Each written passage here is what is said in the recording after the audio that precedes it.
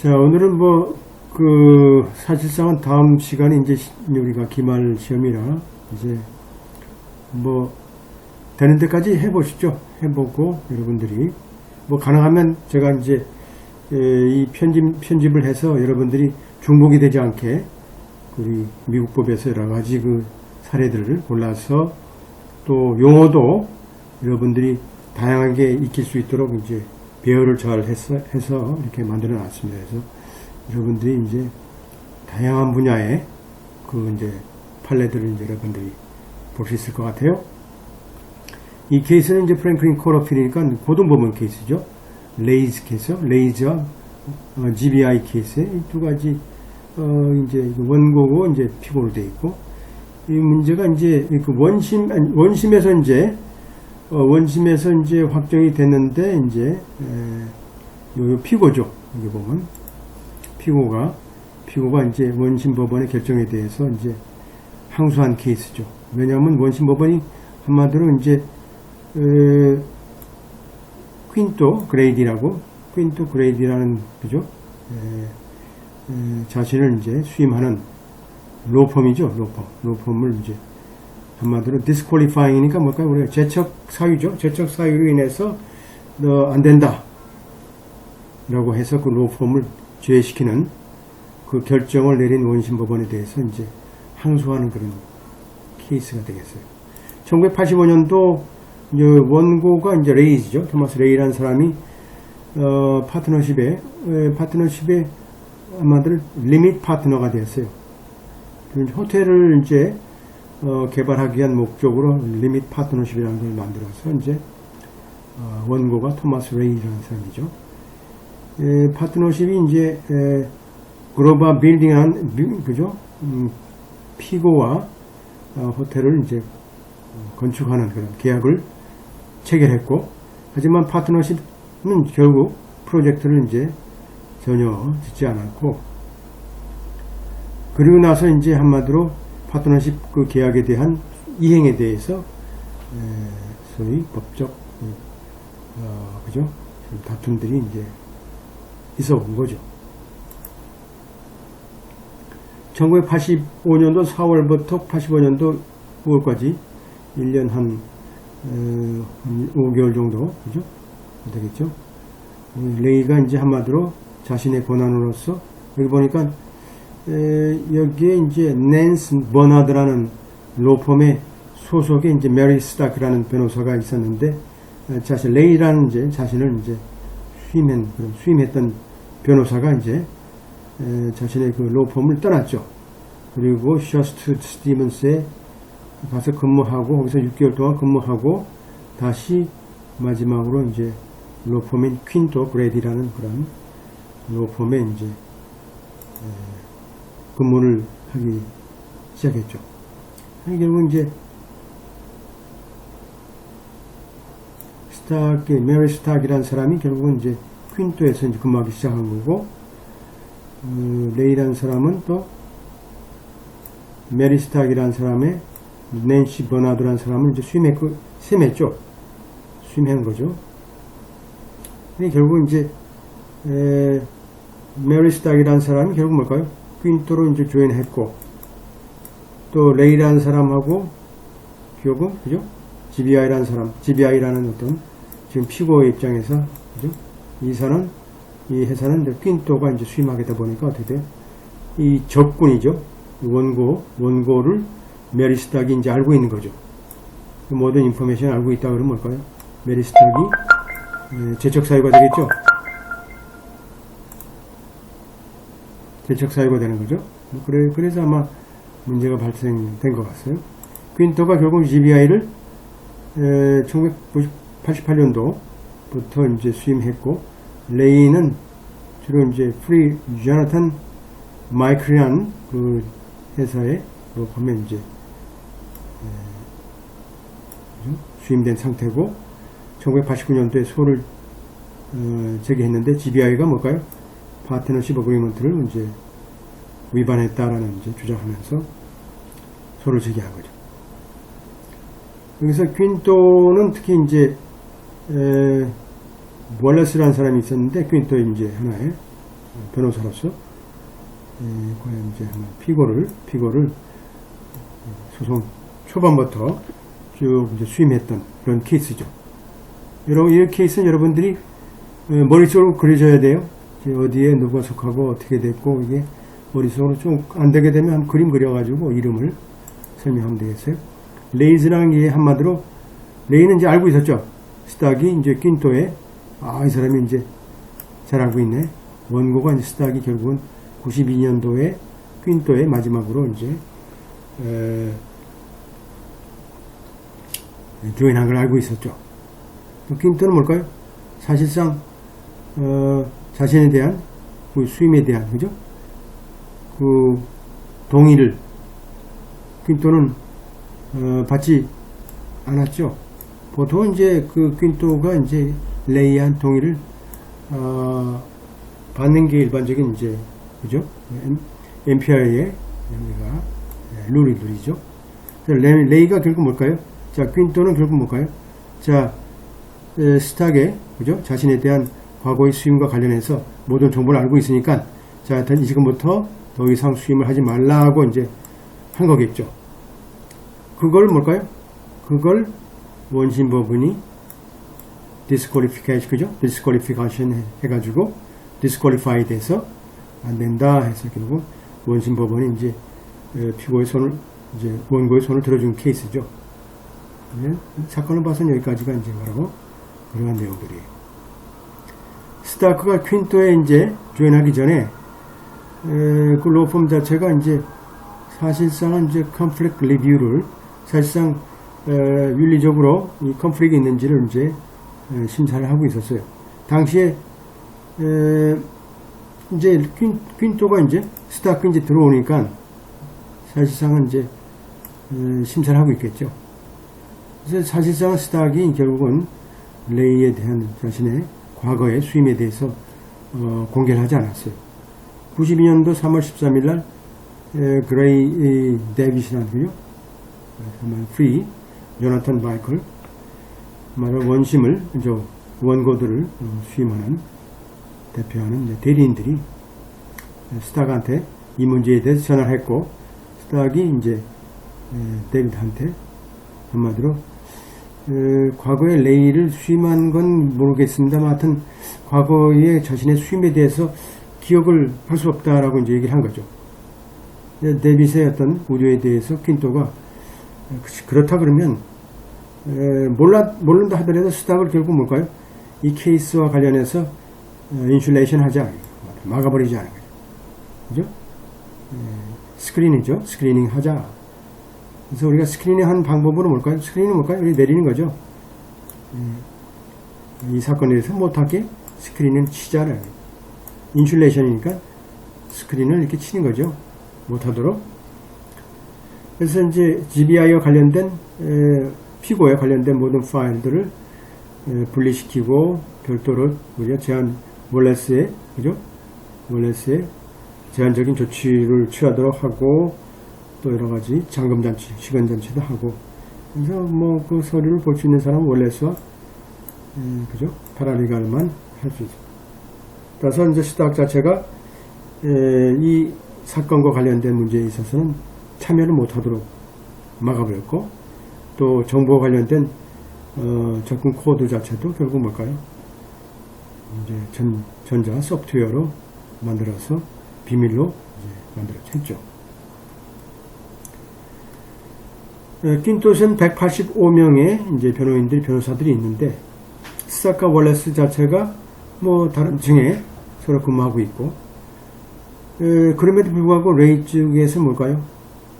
퀸토 그레디에 대해서 자신의 스탁이 과거에 했던 수임에 대해서 자 재척을 신청한 거죠. 자 이거는 자격 박탈이다. 원심 법원은 뭘까요? 자 레이한테 손 들어준 거죠. 스탁 자체가 자 이게 이해관계 상충이 있고 상충 자체가 결국 퀸토의 자신이 이제 결국 조인한 퀸토라는 로펌에 결국 어떻게 돼요? 이전이 된다라는 인피테이션 된다, 전가된다라고 하면서 이제 결정을 내리니까 어떻게 돼요? GBI에서는 뭘까요? 자 어필한 거죠. 왜 어필할까요? GBI 같은 경우는 뭘까요? 그죠? 상당 기간 동안 퀸토에서 GBI를 수임했기 때문에 사실상 이 단계에서 잘라버리면 뭘까요? 다른 변호사를 구해야 되죠. 뭐 이렇게 하면 상당 시간도 걸리고 뭐 전략에도 소송 전략에도 문제가 생기고 여러 가지가 문제가 생기죠. 그러니까 이게 이 문제를 어떻게 할 것인가라는 문제. 그래서 이제 GBI가 항소한 케이스죠. recognize죠. recognize 하면 결국 고등법에서 뭐라 하냐면 자, 이 비밀, 그죠? 비밀 정보죠. 비밀 커뮤니케이션. 비밀 통신을 보존하는, 그죠? 한 당사자의 이익이라는 것은, 그죠? 한마디로, 쌍방의, 타방이죠.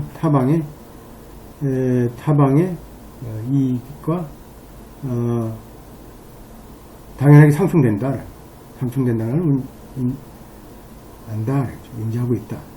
그래서 우리가 변호인을 제적시키는 신청 자체는 따라서 우리는 극도의 조심을 하고 극도로 조심하면서 결정해야 된다는 얘기죠. 왜냐하면 소송 전략 같은 거죠.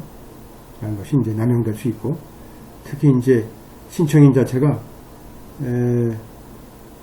어떻게 보면 어떻게 돼요? formidable opponent, 그죠? 그런 지독한 그런 상대방을 만나기 때문이죠. 그래서 기본적으로 우리가 successful 모방이란 기본적으로 모션에서 모션을 우리가 모방해야죠. 모션을 신청하는 사람이 모방이죠. 모방 자체, 이 성공적인 모방 자체는 따라서 어떻게 돼요? 이런 심리적인 위험 같은 거, 그죠? 어려움 같은 게 이제 만들어질 수 있는데, 그건 뭘까요? 상대방이, 결국 뭘까요? 다른 변호인들을 이제 수임해야 되고, 또 믿어야 되기 때문에, 그리고 또 추가적인 또 이 재정적인 어려움도 있고, 왜 그럴까요? 상대방이, 그죠? 하면 적군이죠. 적군 자체가 또 추가적인 비용이 또 나올 수 있고, 또 새로운 변호인 자체는 이 소송에 또, 그죠? 이렇게 또 익숙해지려면 많은 시간이 필요하기 때문에. 이게 아주 극도로 해야 되는 게, 조심해서 해야 되는 게 뭘까요? 잘 진행 중인 소송 자체가, 어떤 원인으로 인해서, 제척되는 경우는 새로운 변호인을 선임해야 되고, 그 변호인이 결국은 변호인들 선임에 대한 추가적인 비용이 이제, 우리가 지출돼야 된다는 뜻이죠. 그래서 우리가 레이가 했던 이 신청에 근거가 되는 소위 퀸토의 조연했던 스탁 수임의 그 범위 자체라는 것에 이제 논란이 있는 거죠. 레이 주장은 뭘까요? 스탁 자체가 자신을 개인적으로 파트너십 관련해서 1985년도 5월 31일 날 서명한 그 계약에 따라서 개인적으로 자신을 수임했다라고 이제 주장한 거죠. 이 호텔 프로젝트는 뭘까요? 이 파트너십의 하나의 업무죠. 그래서 이 낸스 펌, 소위 스타크가 근무했던 낸스 펌이죠. 소위 레이에 관한 수임과 관련된 그 자료를, 그죠? 정리됐던 그 낸스 버나드라는 그 로펌의 그 파일을 보게 되면 30개죠. 한마디로 이제 호텔 프로젝트과 관련해서 문서로 된 문서죠. 한마디로 서한들이 한 30개 정도, 그죠? 로 분류되어 있다. 이게 포함되어 있었다는 거죠. 그 하나를 제외하고는 모두 스탁에, 그죠? 이에 대해서 우리가 수취인으로 혹은 발송인으로 이렇게 되어 있다라고 되어 있죠. 그러니까 이제 29개 정도가 이제 자신의 수임과 관련된, 그죠? 자신의 그 프로젝트와 관련된 그런 내용들이 포함되어 있다. 거기에 대해서 이제 GBI가 피고 입장에서 뭘까요? 주로 스타크 변호사가 과거에 그 수임했던 내용들 보게 되면 레이와 레이 파트너십 관련된 어떤 컨설팅과 관련된 계약과 관련된 문제들이다라고. 그래서 이 문제에 관련된 것들이 이 사건과는 그죠? 관련된 게 하나도 없다. 그래서 우리가 스타크 변호사와 관련된 수취인으로 혹은 발송인으로 했던 모든 문서들 자체도 한마디로 파트너십, 그죠? 계약 파트너십, 계약이 문제가 된 계약 파트너십 관련된 어떤 내용도, 어떤 참고 내용도 없다.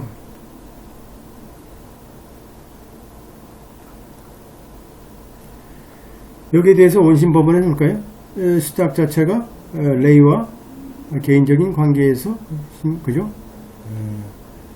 그죠? 한마디로 변호사 이제 어토니 클라이언트 관계를 이제 맺었다라고 이제 판단한 거죠. 특히 레이가 한마디로 레이가 이제 집행했던 이 컨설팅 그죠? 계약서를 한마디로 작성하도록 한마디로 이제 레이가 스탁이 하도록 이제 수임한 거죠. 특히 개인적으로 수임한 거니까. 그리고 특히 이제 프랜차이즈가 이제 계약했던 이런 개발 계획이라든지 그죠? 이런 계획들, 커미트먼트 앤 디벨롭먼트니까 한마디로 이 준수 및 그죠? 개발 계획을 이제 리뷰를 그죠? 를 한 거죠. 그리고 GBI가 이제 사인했던 1페이지 정도도 리뷰하고, 그리고 1985년 1월 25일 날 레이와 이제 한마디로 닐슨이 이제 했던 1페이지 정도의 이것도 리뷰한 그 문서가 있다는 거죠. 이런 작업으로 봐서는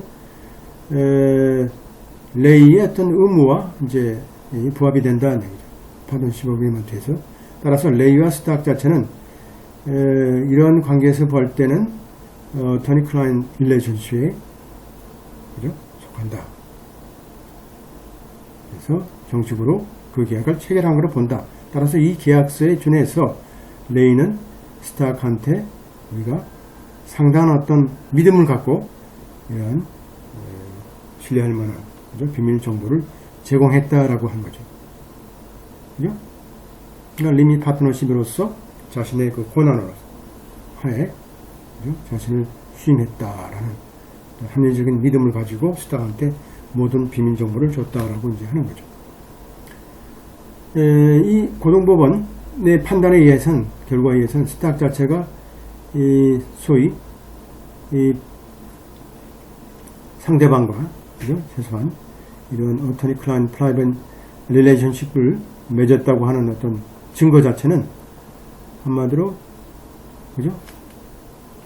이러한 그 기본적인 심리 문제를 충족시키기에 충분하다.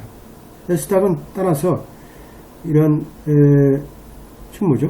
원고의 어떤 이런 비밀 정보를 보존할 만한 윤리적인 의무를 갖게 된다. 따라서 스탁은 따라서 후에 이런 자신이 레이로부터 얻은 정보 자체를 우리가 다른 곳에 사용할 수 없으면 하는 거죠. 없고 또 다른 클라이언트를 대신해서 자신의 그죠? 반대로 그죠? 그 자료를 활용할 수 없다. 이건 뭐 일반적인 MPA 그죠? MPR이 문제죠. 다음 문제는 스탁의 과거의 이 수임 자체가 실제로 퀸토의 현재의 피고의 수임과 연관성이 있느냐라는 거죠. 우리가 NPR이죠. 프랭클린 룰 오브 프로페셔널 컨덕이니까 1.29의 룰에 따르면 원심법원은 기본적으로 이러한 실적인 연관성이 있는 심사를 이제 거쳐야 된다. Substantial Relations Test라는 기본적으로 뭐냐 하면 세 가지의 어떤 그죠? 심리 원칙이 있는데, 먼저 법원 자체가 실제로 과거의 수임 자체의 범위에 대해서 한번 상정해보고, 그죠? 재구성해보고, 두 번째, 과연 이러한 비밀 정보 자체가